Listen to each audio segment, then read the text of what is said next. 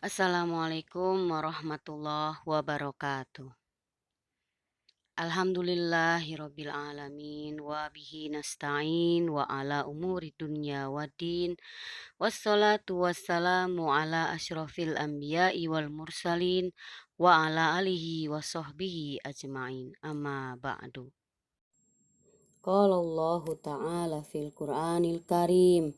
A'udzu billahi minasyaitonir rajim. فأما من أعطى واتقى وصدق بالحسنى فسنيسره لليسرى صدق الله العظيم. Alhamdulillahirrabbilalamin, kita dapat berjumpa kembali. Pada pertemuan kali ini saya akan membahas tentang esensi sedekah. Ya mungkin kalau dari judulnya sahabatku sekalian sudah familiar ya. Sebagian besar pasti sudah melakukan dalam hidup keseharian ya. Sebenarnya sebelum kita lanjut kepada pembahasan apa sih esensi sedekah itu yang sebenarnya ya. Sebelumnya kita cari tahu dulu ya, sedekah, perbedaan sedekah dan zakat itu ya. Simpel aja sih kalau menurut saya dari buku-buku yang saya baca. Pokoknya kalau sedekah itu ciri khasnya ya, perbedaannya antara zakat dan sedekah. Sedekah itu sukarela ya. Dan sedekah itu macam-macam bentuknya. Tapi kalau zakat itu ada aturan. Ada aturannya, ada tata cara pengeluarannya, dan juga ada beberapa macam zakat ya. Kalau dalam ilmu fikih itu nanti adalah yang membahas banyak ya. Tapi di sini saya hanya akan membahas untuk memotivasi diri kita agar lebih kita yakin lagi ketika mengeluarkan sedekah atau ketika kita merealisasikan sedekah tersebut. Oke, sahabatku sekalian, jika Anda sering mengeluarkan sedekah atau melakukan sedekah, emang tidak ada jaminan Anda itu akan menjadi sultan atau crazy rich, itu enggak ya. Dan Anda harus tahu dulu sebenarnya rezeki itu apa sih ya. Rezeki itu macam-macam ya. Yang bisa yang dinamakan rezeki itu enggak hanya sekedar uang gitu ya. Ketika sandang pangan kita tercukupi, itu juga sudah rezeki yang berlimpah. Ketika badan kita terasa sehat, kesehatan kita fit gitu kan, itu juga rezeki yang berlimpah juga ya. Coba bayangkan kalau Anda banyak uang, tapi di saat Anda banyak uang, Anda juga banyak penyakit gitu loh. Tidak bisa makan apa-apa. Apa enak begitu? Kan enggak. Malah uang Anda akan habis untuk mengobati penyakit Anda. Seperti itu. Apalagi sih macam-macam rezeki, hubungan yang harmonis dalam rumah tangga antara suami, istri, dan anak-anak itu juga rezeki yang berlimpah gitu ya. Teman-teman yang baik, punya teman-teman yang baik, yang positif, itu juga rezeki yang berlimpah. Dan segala hal macam-macam yang baik-baik, yang membuat kita bahagia, itu juga rezeki yang berlimpah ya. Bukan bahagia yang sesaat ya. Ya kalau misalnya bahagia yang sesaat itu juga bukan rezeki gitu ya. Ketenangan hati itu juga rezeki ya. Jadi harus diingat dulu bahwa rezeki itu bukan hanya sekedar uang ya. Oke, sekarang kita lanjut. Bagaimana sih mekanisme sedekah itu? Jadi begini ya, mekanisme sedekah itu yang pertama dikeluarkannya itu harus karena sukarela. Karena kesadaran dari dalam diri sendiri ya. Kan tadi saya udah bilang bahwa sedekah itu macam-macam ya. Segala perbuatan yang baik kita itu kalau kita niatkan lillahi ta'ala ya, untuk kebaikan itu nilainya menjadi sedekah ya. Contoh begini, misalnya ada acara kerja bakti. Nah, kita ini misalnya orang nggak bisa libur gitu, kerja gitu. Nah, karena kita punya uang, karena kita juga tidak punya waktu, karena kita harus kerja dan tidak boleh ditinggalkan, maka oke lah kita patungan dengan uang. Kalau misalnya kita tidak punya uang, oke saya bisanya bantu aja deh gitu. Boleh, yaitu dengan bantu tenaga. Atau hanya sedekah itu paling minim itu adalah senyum, kata Rasulullah ya. Senyum itu sedekah, artinya sikap ramah. Jadi bersikap ramah terhadap orang lain karena ingin menjalin hubungan yang baik, itu pun nilainya adalah sedekah ya. Memuji pekerjaan orang lain ya, itu pun nilainya sedekah ya. Jadi sedekah itu macam-macam, enggak harus uang ya. Kalau misalnya pengen ngeluarin duit karena kamu ada rezeki lebih, silahkan. Dan ketika kamu bersedekah ya, enggak harus orang yang kamu bantu itu balik lagi bantu ke kamu. Jangan mengharapkan seperti itu ya. Sedekah bukan seperti itu. Contoh begini, saya ingat dulu waktu masih gadis lah gitu ya, belum nikah. Jadi kalau misalnya saya naik busway atau naik kereta gitu ya, ketika ada penuh gitu, ketika saya dapat tempat duduk, kemudian di hadapan saya tuh ada orang tua yang nggak kebagian tempat duduk, maka saya bangun, lalu saya berikan kepada orang tua tersebut ya, atau ibu-ibu hamil tuh saya selalu memberikan. Padahal di samping kanan kiri saya juga banyak yang lebih muda gitu. Nah, lalu ketika saya berangkat bepergian nemenin ibu saya gitu ya, ke pengajian atau ke rumah kakak saya gitu ya, lalu kita naik kereta ya, penuh itu. Ketika saya berdiri di samping ibu saya dan di depan saya itu ada seseorang yang tiba-tiba bangun gitu memberikan tempat duduk kepada ibu saya gitu. Jadi mekanisme sedekah itu nggak harus kita ngasih dia terus kita ngarepin dia harus ngasih kita, nggak bisa begitu ya. Sedekah itu kita tidak pandang bulu dalam memberi bantuan apa aja, tenaga kek ya, uang kek, atau waktu. Kita memberikan waktu kepada orang itu juga sedekah. Misalnya ada teman nih, teman baik mau share atau mau curhat, terus kita dengerin dengan cermat dengan baik, itu pun sedekah gitu loh. Karena orang seneng dong kalau cerita didengerin, ya nggak dicuekin. Kalau dicuekin juga kan orang nggak seneng gitu kan. Itu pun nilainya sedekah. Jadi dalam kehidupan kita sehari-hari ini sebenarnya kalau kita bersikap baik, berbuat baik, itu semua nilainya sedekah gitu loh. Jangan tenaga nggak mau ngeluarin, waktu apalagi, uang juga apalagi, itu mah bener-bener bakhilun jidan ya kan. Dit merepet meregehese itu kalau bahasa Indianya. Oke, lanjut ya. Yang kedua itu sedekah itu tidak ada paksaan. Jadi kalau misalnya Anda di sebuah komunitas gitu ya, ini yang ketua komunitasnya tidak boleh memaksa orang untuk mengeluarkan sedekah gitu ya, barangkali aja dia lagi nggak punya, seperti itu kan. Jangan memaksa ya, tapi hanya menawarkan gitu loh. Jangan kayak tukang palak, itu gelangnya sini keluarin buat sedekah, ntar juga diganti ente sama Allah. Jangan seperti itu udah salah, cara memintanya juga udah salah ya, nggak seperti itu. Tapi dengan menawarkan ya. Nah di sini saya menguraikan tentang sedekah. Esensi sedekah adalah untuk memotivasi diri, terutama diri saya sendiri ya, dan mudah-mudahan juga Anda sekalian termotivasi gitu. Nah lalu bagaimana sih esensi sedekah yang sebenarnya?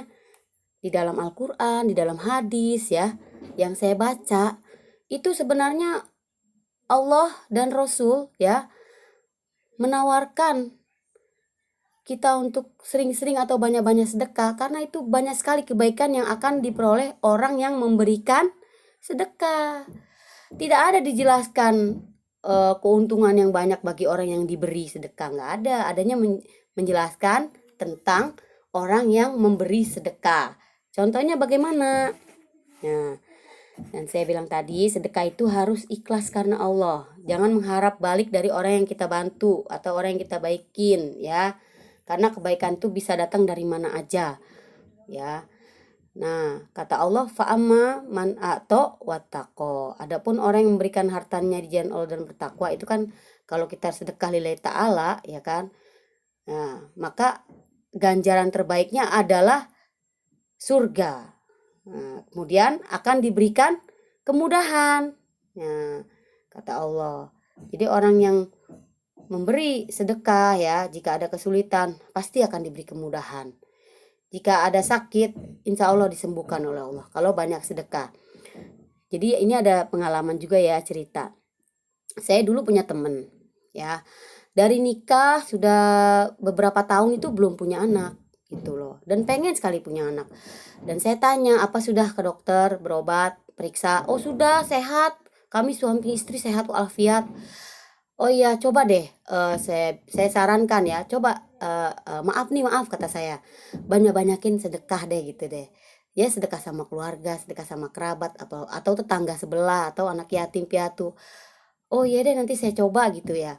Kemudian dipraktekin sama dia, dan alhamdulillah enggak ada setahun hamil gitu loh, berhasil. Nah ini kan berarti memang Allah selalu menepati janji-janjinya gitu. Bagi yang kesulitan, cobalah banyak-banyakin sedekah dengan ikhlas, jangan karena terpaksa, ya.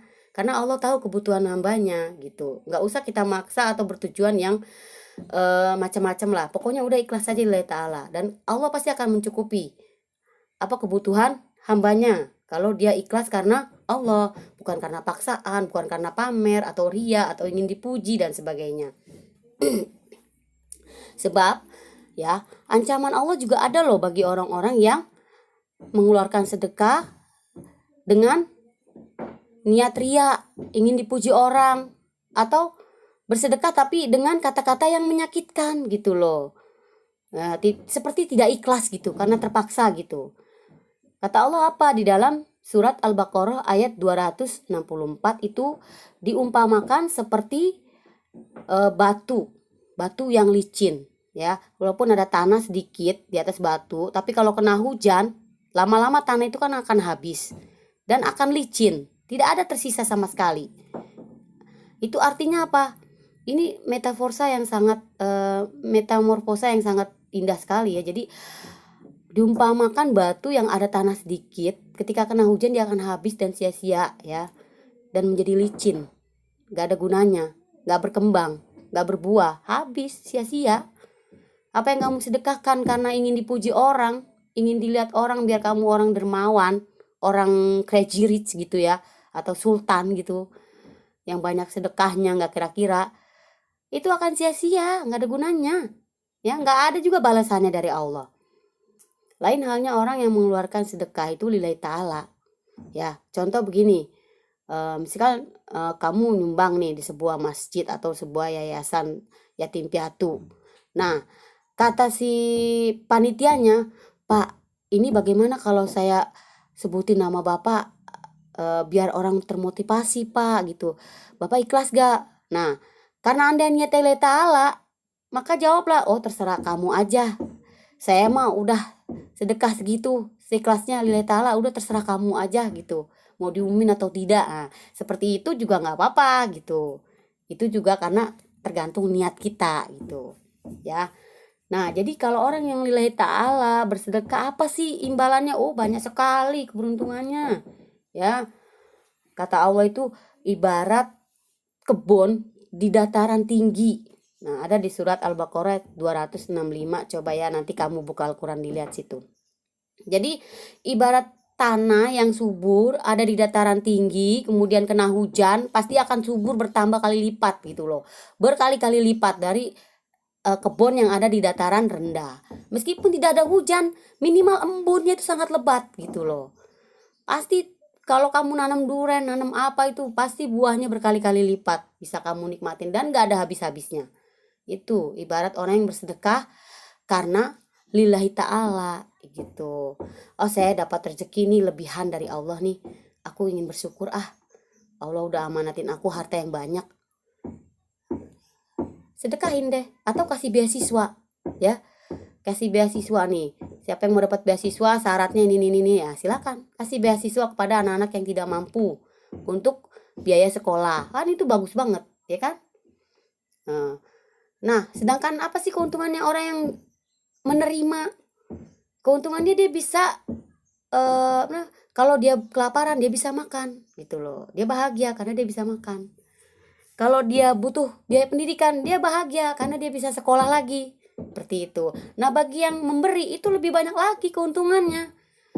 Kalau dia memberikan beasiswa kepada anak-anak yang tidak mampu ya, pada orang-orang yang kurang mampu untuk membayar biaya pendidikan, mereka tuh akan belajar dengan tekun ya kan, senang. Kemudian mereka menjadi orang sukses. Yang bahagia, yang menerima itu akan terus mengalir ya.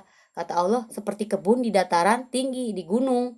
Itu kan buahnya berkali-kali lipat, nggak akan pernah itu tandus dan subur terus gitu. Seperti itu ya, janji Allah kepada hamba-hambanya yang bersedekah dengan ikhlas. Sekali lagi, bersedekah itu nggak hanya uang ya. Nah, memberi motivasi kepada orang ya, sehingga orang tersadar dan bangkit kembali. Wah, itu sedekah yang luar biasa ya. Dia menyelamatkan hidupnya dari kehancuran. Bukan dengan uang, tapi dengan kata-kata yang dapat membangkitkan kesadaran orang. Ya, nih, kalau saling berbagi tuh indah sekali ya. Misalnya begini, contoh nih ya, saya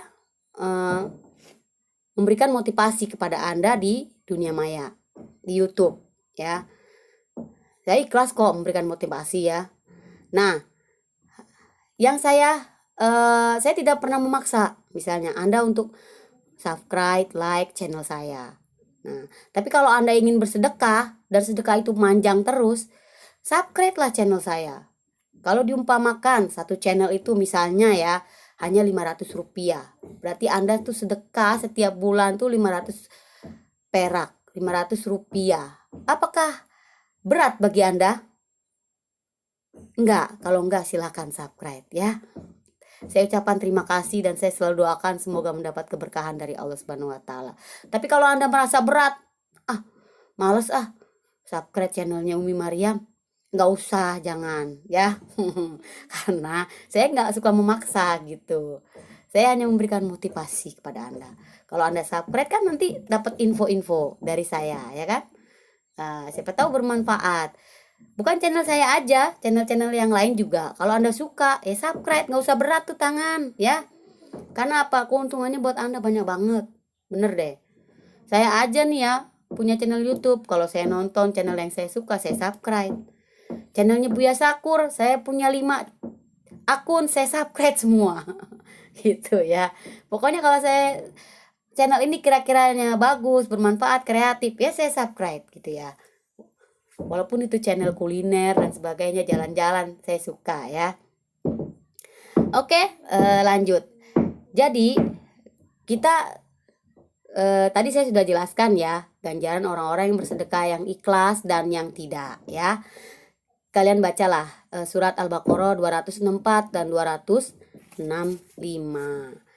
Ya, tadi jadi kesimpulannya, esensi daripada sedekah itu adalah kebahagiaan bagi si pemberi itu lebih banyak, lebih berlimpah. Kebaikan-kebaikan yang dijanjikan Allah itu akan diperoleh kalau sedekahnya itu lillahi ta'ala. Nah, bagi yang si penerima ya, itu juga akan merasa bahagia karena kebutuhannya tercukupi gitu loh. Ya, kebutuhan akan sandang pangan, kebutuhan pendidikan, kebutuhan apa saja. Dan esensi yang keduanya ya, itu kesejahteraan sosial akan terjalin ya, hubungan harmonis akan terjalin. Contoh misalnya gini nih, kalau misalnya kita ada acara misal jalan-jalan nih sama anak-anak ya, nih yang guru ya, kemudian anak-anak nanti bawa makanannya masing-masing ya gitu. Nah, ketika semua bawa makanan nih, ada satu anak yang nggak bawa makanan, karena apa? Mungkin nggak punya uang gitu, atau mungkin nggak masak ibunya. Nah, ketika berkumpul, kan bisa jadi dibagi-bagi rata semua. Seperti itu kan jadi harmonis ya. Kesejahteraan sosial walaupun dari anak-anak itu sudah dibina seperti itu. Baiklah. Baiklah sahabatku sekalian, mungkin cukup sampai sini dulu ya. Semoga bermanfaat. Sekali lagi, saya ucapkan terima kasih atas supportnya, subscribe, like, dan share. Kalau misalnya ingin membahas sesuatu atau kalian ingin support, silakan di komentar tulis ya, atau kritik silakan tulis di komentar ya. Terima kasih. Wassalamualaikum warahmatullahi wabarakatuh.